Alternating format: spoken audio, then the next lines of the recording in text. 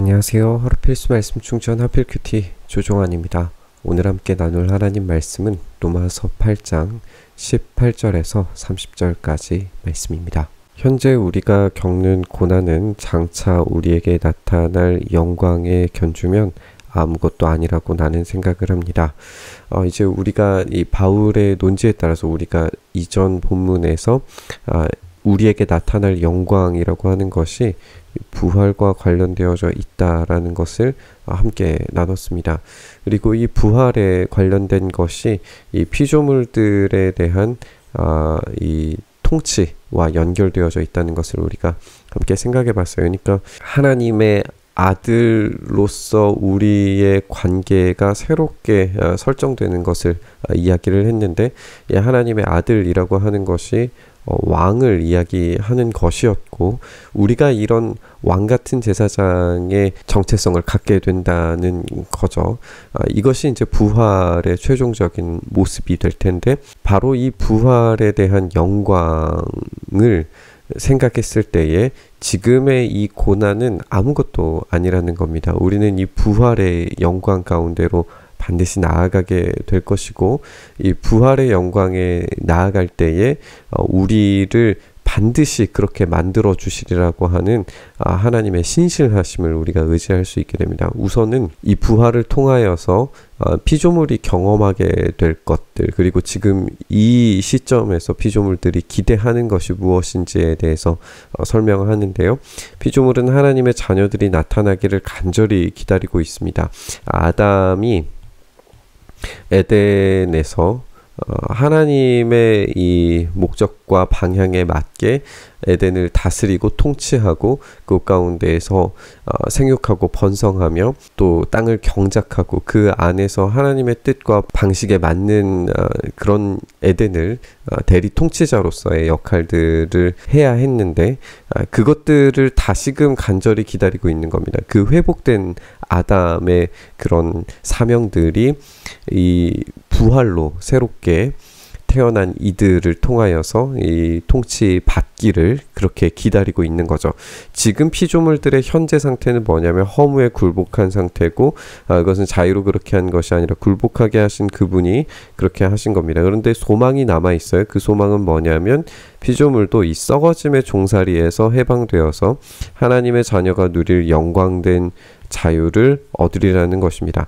하나님의 자녀, 이 하나님의 아들이라고 하는 이 왕적인 대리 통치자의 등장으로 말미암아서 이들도 원래 자기들이 만들어진 본연의 모습과 기능들을 되찾게 되는 것들을 기대하고 바라고 있다는 겁니다. 그러니까 최종적인 구원의 완성인 이 부활은 단지 우리 인생의 어떤 최고의 가치, 또 영원한 생명을 얻는 것, 이런 것에서 끝나지 않습니다. 온 우주의 원래의 질서, 최초의 질서가 회복되는 것이고, 그것을 통해서 하나님의 뜻과 계획이 이제 원래의 상태로 돌아가서 그곳에서부터 영원한 즐거움과 기쁨과 만족이, 그리고 그 풍요로움과 풍성함이 가득한 새로운 질서들을 경험하게 된다는 거예요. 그러니까 그런 정도의 부활을 생각했을 때 우리가 지금 겪는 고난은 아무것도 아니라는 바울의 설명이 이해가 되는 겁니다. 모든 피조물이 이제까지 함께 신음하고 있습니다. 아파하고 있어요. 하나님의 아들들이 등장해서 그 참된 질서를 통하여 다스림 받게 되는 그 날이 속히 오기를 바랍니다. 함께 해산의 고통을 겪고 있다는 것을 우리는 알고 있습니다.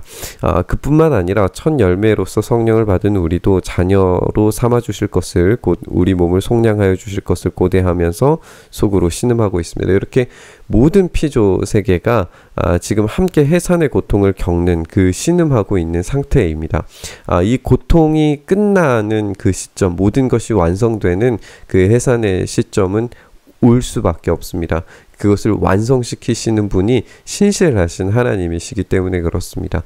그 신실하신 하나님을 통하여서 모든 것이 완성되는 그때가 되면 이 모든 기대들이 완성되어서 영원한 그 풍성한 부활의 기쁨을 경험하게 되리라는 거죠. 바로 이 소망으로 우리는 구원을 얻었다라고 이야기합니다. 그러니까 이 소망이 지금 이 부활인 것이고, 이 부활을 믿는 것은 어떤 의미인지를 우리가 이 로마서를 통해서 살펴본 것처럼, 나는 죽고 예수 그리스도의 영인 성령님을 통하여서 하나님의 온전하신 뜻을 수행하고자 하는, 성령의 소욕에 따라 살고자 하는 예수 그리스도로 말미암아 다시 살아나는 것을 경험하는 것, 이것이 이제 부활인 것이고, 이것이 최종적인 완성을 경험하게 되리라는 그 소망으로 구원을 얻는 거죠. 그러니까 나는 십자가에서 죽는 것과 그 영원한 생명을 얻는 것, 이 죽음과 생명, 예수 그리스도께서 먼저 보여주신 그 모범을 따라가는 것이 이제 우리 구원의 완성입니다. 눈에 보이는 소망은 소망이 아닙니다. 보이는 것을 누가 바라겠습니까? 그러나 우리는 보이지 않는 것을 바라며 참으면서 기다려야 합니다. 지금 우리의 눈에는 이 부활의 완성 형태가 보이지가 않습니다. 예수님께서 지금은 우리에게 보이지 않죠. 그러나 그것이 반드시 확실히 온전한 상태에서 이루어지리라는 것을 우리는 참으며 인내하며 기다려야 합니다. 우리가 계속해서 나누고 있는 것처럼 그 일들을 신실하신 하나님께서, 약속을 이루시는 그분께서 반드시 완성시키실 겁니다.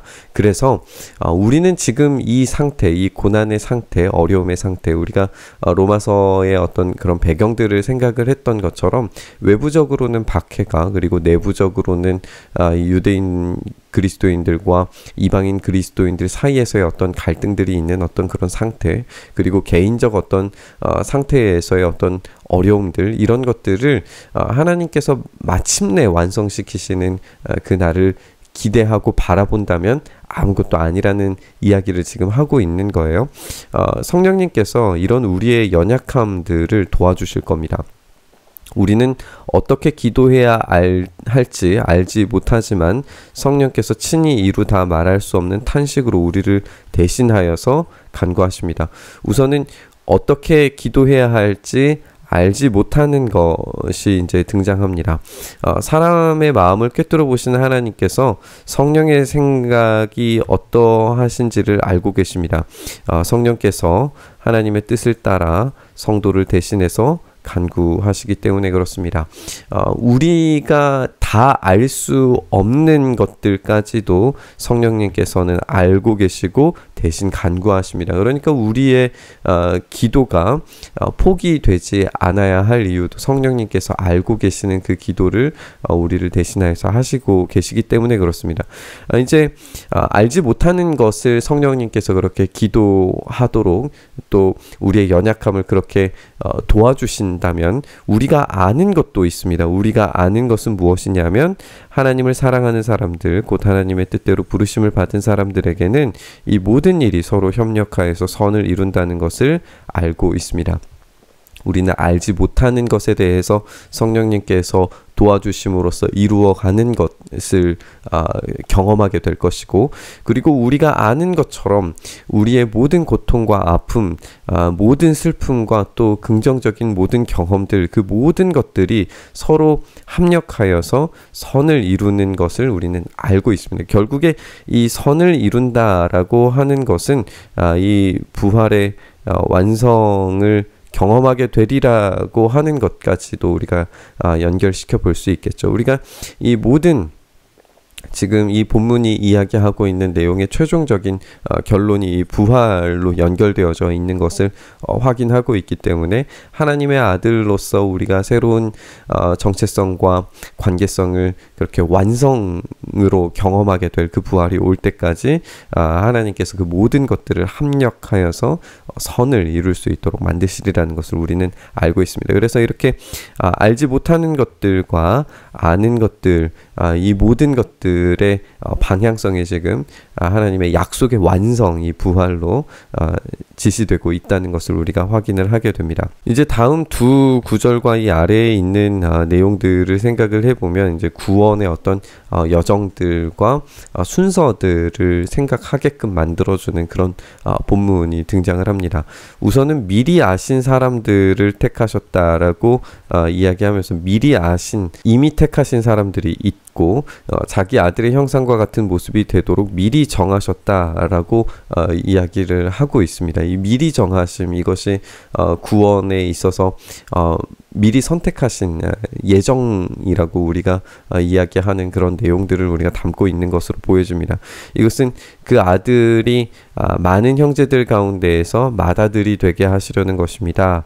그래서 이 아들 예수 그리스도께서 맏아들이 되도록 다른 구원받은 자들이 하나님의 아들됨으로 그 왕같은 제사장의 역할을 감당할 수 있도록 미리 아신 사람들을 택하시는 이 예정이 이루어졌다라고 그렇게 설명하고 있는 것으로 보여지고요. 그리하여 하나님께서는 이미 정하신 사람들을 부르시고, 이것을 우리가 이제 소명이라고 부르고, 또한 부르신 사람들을 의롭게 하시고, 이것이 이제 칭이라고 부를 수 있고, 의롭게 하신 사람들을 또한 영화롭게 하셨습니다. 이것은 이제 부활을 이야기하고 영원한 생명을 얻게 되는 완성을 이야기하는 것으로 볼 수 있습니다. 그래서 지금 예정에 대한 것과 그리고 소명, 그리고 칭의, 부활, 영생에 대한 이야기까지 이렇게 구원의 어떤 여정들과 서정들을 설명하는 것처럼 보입니다. 그러나 우리가 이 본문을 이런 어떤 시간적 순서에 따라서 우리가 논리적 전개에 따라서는 이렇게 보여질 수도 있지만 이것을 반드시 거쳐야 하는 시간적 과정으로 이해하는 것은 어려움이 있습니다. 여기 안에 모든 구원의 과정들과 내용들이 다 포함되어져 있다라고 보기는 어렵습니다. 29절과 30절을 읽었을 때 우리가 어떤 방향성을 분명하게 확인할 수 있는 것은 지금 이 본문 전체가 우리에게 보여주고 있는 것처럼 이 부활을 향한 이 하나님의 계획이 포기되지 않고 끝까지 진행될 것이다 라고 하는 데에 초점이 있다는 것을 우리는 강조해야 됩니다. 그래서 이것은 어떤 논리적 결과로서 이미 아신 자들을 택하시고 택한 자들을 부르시고 부르신 자들을 의롭다 하시고 의롭다 하신 자들을 영원한 생명으로 이끌어 가시는 어떤 논리적 전개가 이 한순간도 포기되지 않고 끝까지 반드시 그것을 이루시리라는 어떤 하나님의 신실하심에 대한 그런 이야기로 우리가 읽는 것이 이 본문 전체의 내용에서 적절해 보입니다. 우리가 함께 읽은 것처럼 부활은 이 놀라운 영광입니다. 하나님의 아들이 됨과 그리고 그 안에서 우리의 새로운 관계성이 정립되고 그 가운데에서 우리에게 본질적인 소명과 또 사명들, 그리고 이 피조 세계 전체에 대한 하나님의 계획들이 성취되고 완성되는 것들을 보게 되는 그런 놀라운 사건이라는 것을 우리가 확인을 하게 됩니다. 그렇다면 그것을 포기하지 않고 끝까지 이루시는 하나님께서 우리의 모든 고난과 아픔과 역경들을 재료로 삼으셔서 그것들을 성취하시고야 마시는 하나님의 그 원대하신 비전을 우리가 생각을 하게 됩니다. 하나님께서 그 부활을 우리에게 주실 때에 예수님의 십자가가 반드시 필요했다면 우리에게 있는 어떤 삶의 환경 가운데에서 어려움과 고통과 아픔이 있더라도 그것을 재료로 삼으셔서 반드시 그 구원을 이루시고야 마는 그 은혜를 우리가 경험하게 되리라는 것을 우리가 믿음으로 확신 있게 받아들였으면 좋겠습니다. 오늘 그 하나님의 신실하심이 우리를 반드시 이 부활로 구원과 영생으로 이끄시리라는 것을 다시 한번 확신 있게 붙들면서 묵상의 자리로 나아갔으면 좋겠습니다. 주님, 그렇습니다. 우리가 이 부활의 영광을 온전히 붙들게 하여 주시옵소서. 우리가 다 알지 못하는 그런 연약함 가운데 있을 때에 성령님께서 우리를 붙들어 주셔서 대신 기도하시는 놀라운 은혜를 우리가 경험하기를 소망하고, 또한 우리가 아는 것처럼 우리의 모든 삶의 경험들과 어려움들을 재료로 삼으셔서 영원한 생명으로 반드시 이끌어 가시리라는 것을 우리가 확신 있게 받아들이오니, 주여 오늘 우리에게 은혜 주셔서 이 확신 있는 삶에서 벗어나지 않도록 은혜 더하여 주시옵소서. 이렇게 우리의 손 붙드시길 소망하며 우리 주님 예수님 이름으로 기도드리옵나이다. 아멘.